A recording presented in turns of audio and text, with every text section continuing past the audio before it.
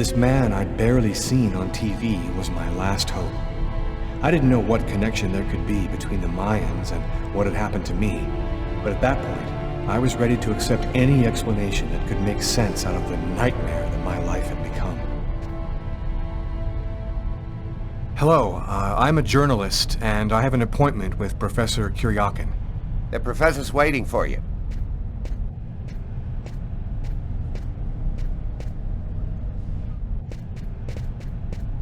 Feminine figurine found on the Pacific coast of Guatemala. Polychrome tripod seat. Origin, Mexico. Circular altar that was probably used in sacrifices. Early post-classical period. Solid gold chalices and plates. Probably used during sacrifice ceremonies. From Campeche. Head of statue representing Itzama, discovered in Chiapas. Facade of sacrificial temple. Origin, Yucatan. Stone stele from Palenque, post-classical period. This fresco, a two-headed serpent, the same shape that I carved on my forearms the night of the murder. Professor Kuryakin? Yes? My name's John Cunningham. We spoke on the phone. I'm a journalist, and I'm gathering information for an article I'm writing about the Mayan religion. Ah, yes, I've been waiting for you, young man. What paper did you say you write for once again? I write for National Geographic. Bizarre. I know that magazine well, but I've never heard of this man before. It's curious, but your face seems familiar to me. Have we met somewhere before? You told me you didn't have much time for our interview, so maybe it'd be best if we began, don't you think? Curious. He avoided answering my question. I write for the New York Times. The New York Times is interested in my work. Won't that make some of my esteemed colleagues grin with envy? I work for a new magazine called History and Culture. Curious. I've never heard of it. In fact, I'm a freelance journalist. I write articles and sell them to whoever wants to publish them. It's curious, but your face seems familiar to me. Have we met somewhere before? Yeah, I get that a lot. I guess I must have one of those boring faces everybody sees everywhere. Well then, let's have a go at it. Where would you like to start? Can you tell me anything about Cuecnitlan? Of course. Come, I'll introduce you.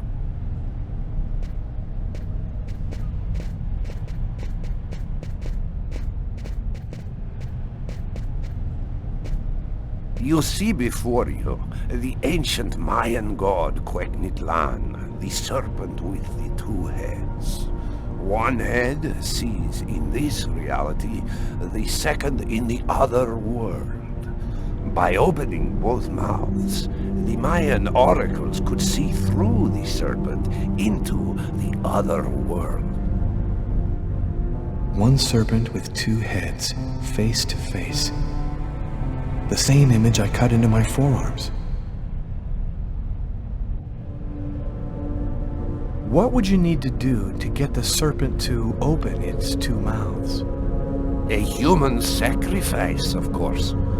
The liberated soul then opens the passage, and thus the oracle can use this serpent channel to see into the other world. Could you explain this other world? Oh, the world beyond our own, the kingdom of the gods and the dead. The Mayans believed that human sacrifices allowed them to hear the voices of the deceased and see into the future. What exactly do we know about these oracles? Oh, not very much. They were very mysterious. They served as mystic liaisons, allowing man to connect with supernatural forces. If we can believe the ancient texts, the oracles possessed strange powers. What kind of powers did the oracles possess? Some passages mention a supernatural life force, permitting the oracle to live for several hundred years. Tell me, how did the sacrificial ceremony work? Come, I'll show you.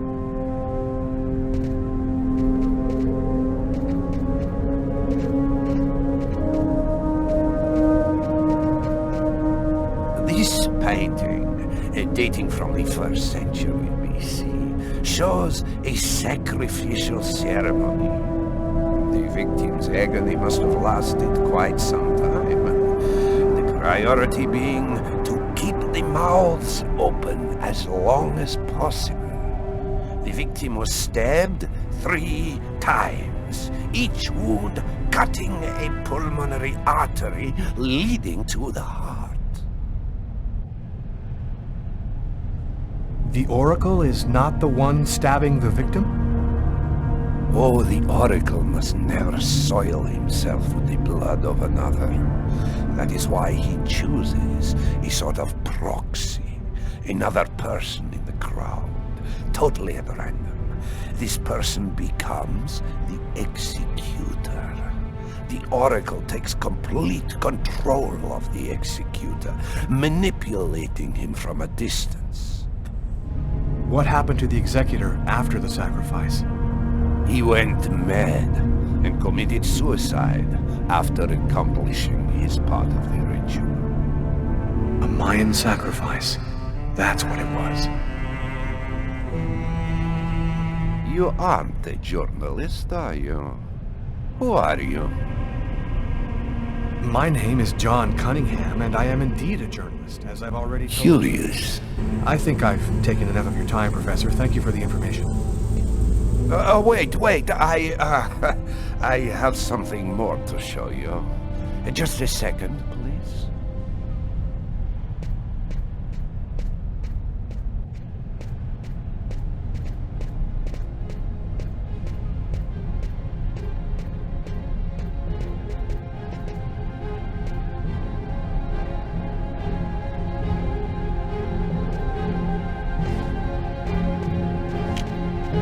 Don't move.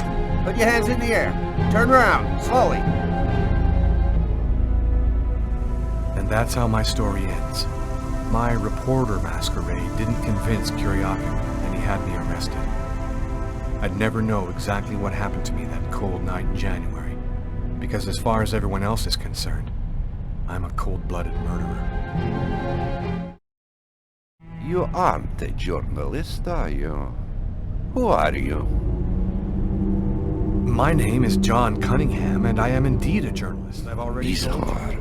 I think I've taken enough of your time, Professor. Thank you for the information. As you wish. It's a shame, though, that you won't tell me more. Now, if I were you, I'd leave here by the employee's exit.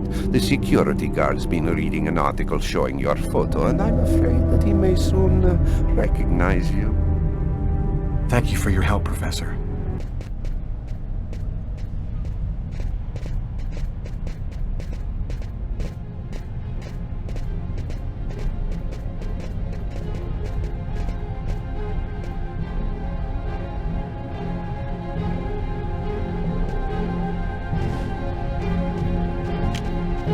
Don't move.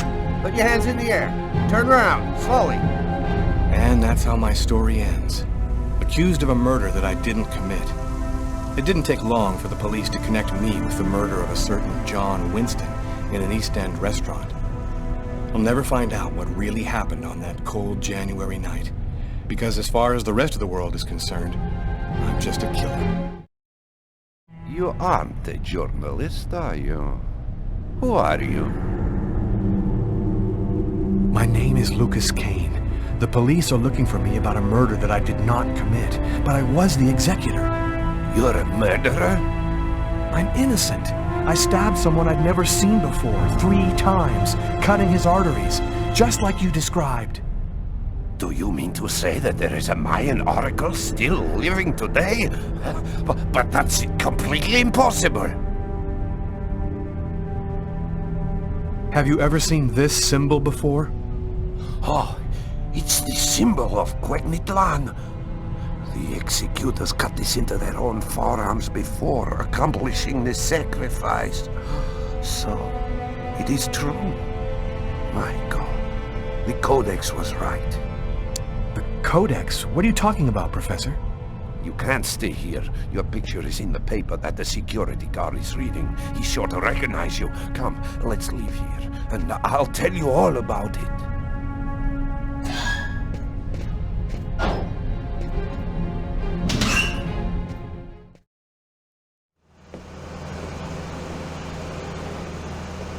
Thank you for your help, Professor. Who are you?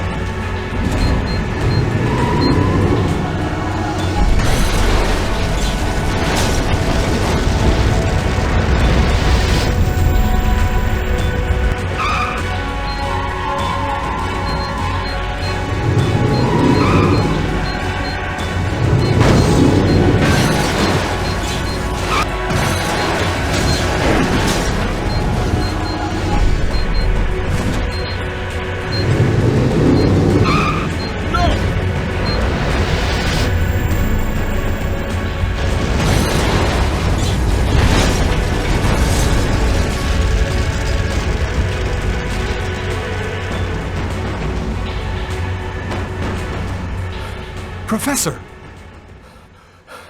The Codex speaks of the coming of a child, a prophet, the answer to all of life's questions. The oracle kills to find the child.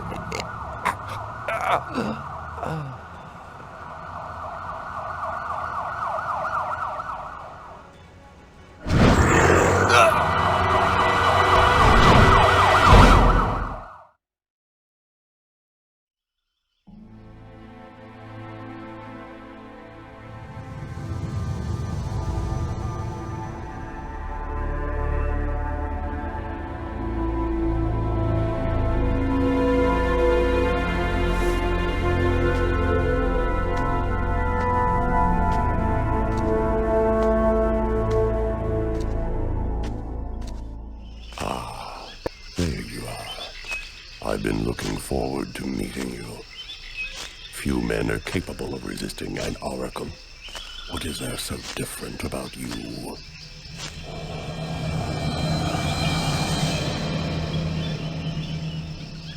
The chroma.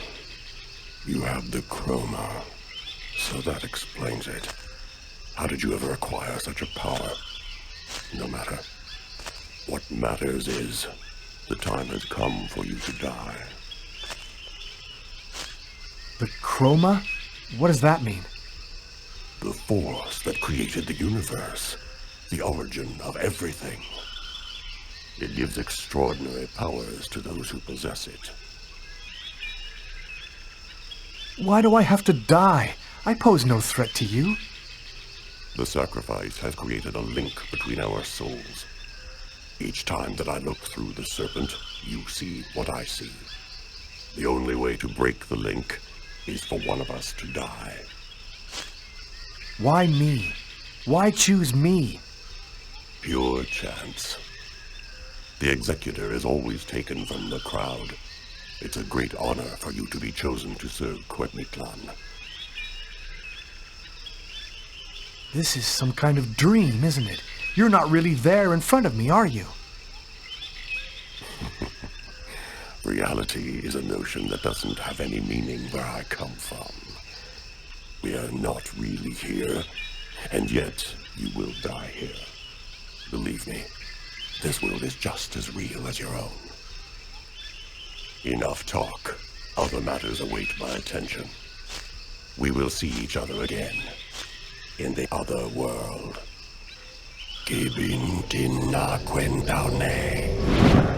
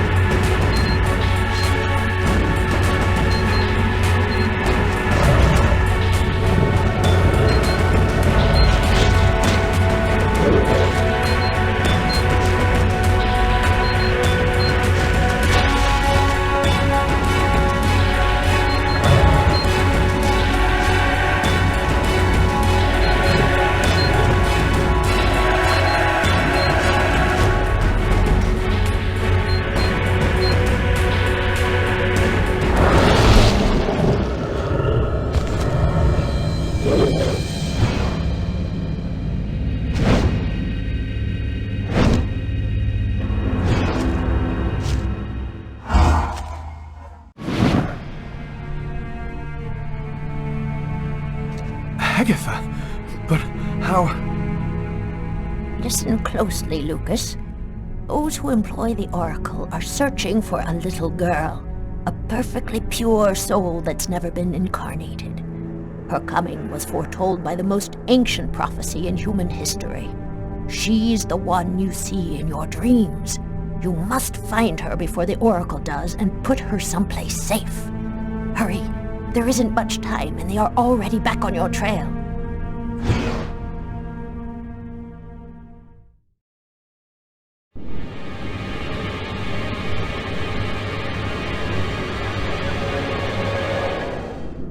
I must inform you that we are unhappy. Very unhappy. He has escaped you again. First in the museum lot. A big mistake, the museum lot. And then in the wave. What's worse, you showed yourself openly to him. And all for nothing. It's just... I was unaware of certain factors, my lords. Which factors?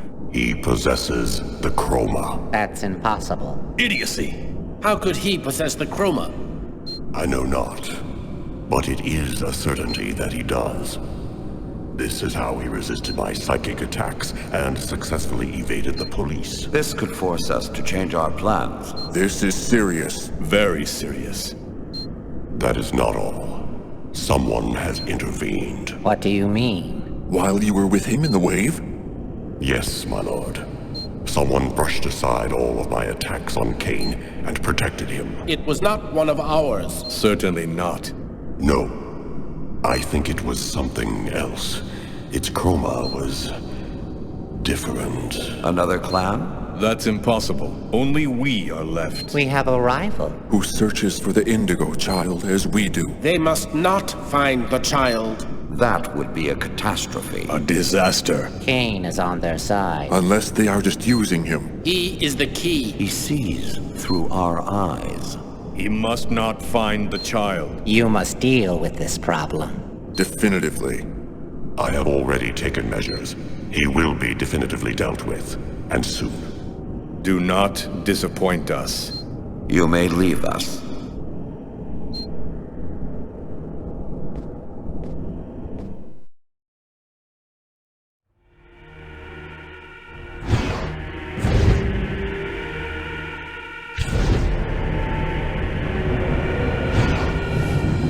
The Oracle is in Marcus's church. There's not a moment to lose. I've got to warn him or he's dead. We should wait, Carla. Backup will be here any minute now. No way. This time I'm gonna get him. The desk guy swore to us that he was in his room, and he's not gonna get away. I hope that guy didn't screw up when he said he recognized Kane's photo from the papers. He looked so blind he wouldn't recognize his own mother in a phone booth. We'll find the answer in room 369.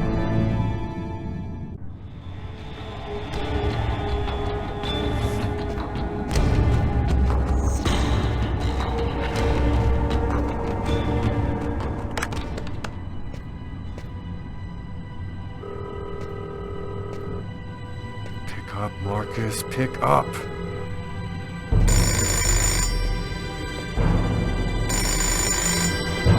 Hello, my son. I'll be with you in just a minute. I just need to answer the telephone.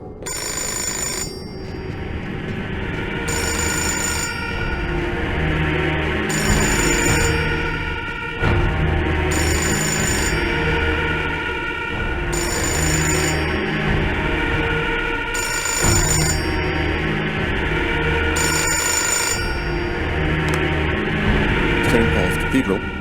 Marcus, he's in the church. Don't let him get anywhere near you. Lucas? Is that you, Lucas? What's going on? I don't have time to explain, Marcus. Run, right now. Shut the doors and lock them tight. I'm begging you, just do what I say. Oh, come now, Lucas. Just do it, now!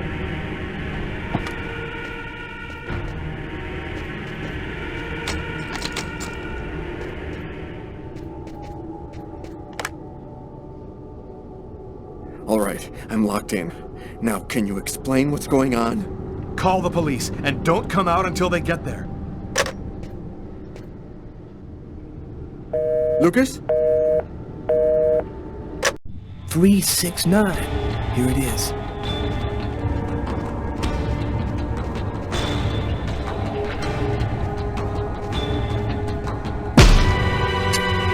Nobody move! Either he's gone through some changes since the photo, or this is not him. Shit! What the hell happened? Calm down, girl. I think there's been a slight misunderstanding. Tyler, it was the wrong room! Huh? There must be another room 369 down the hall somewhere.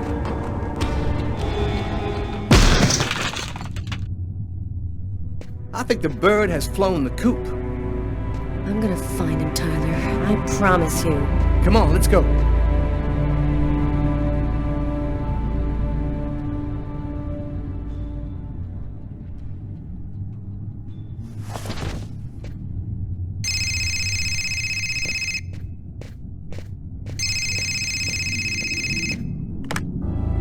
Lucas, you have to come over right now.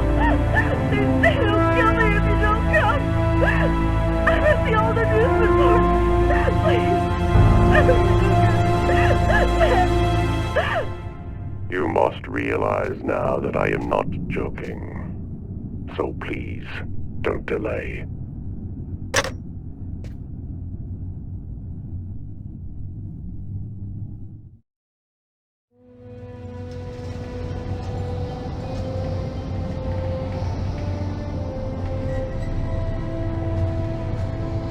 Moving towards my death. Everything that I've been through since the second I entered that diner, all of it was leading me to this moment. I was tired of fighting, running and hiding all the time. I was losing anyway. There was only one thing left to do. Try to save Tiffany's life. And after that, I decided not to fight my destiny anymore.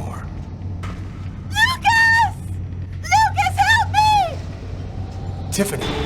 She's at the top of the roller coaster. I have to find a way up there.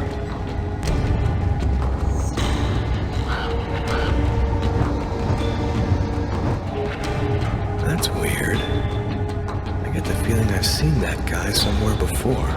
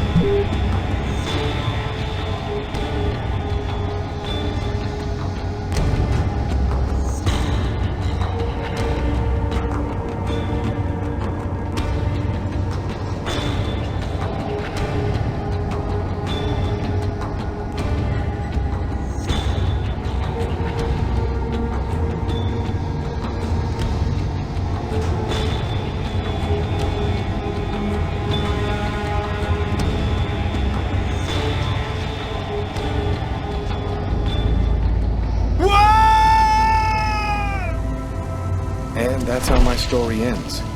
Officially, they called it a suicide. I'd never find out the truth about what really happened to me in that restaurant on that cold January night. I'd never know who it was that killed me.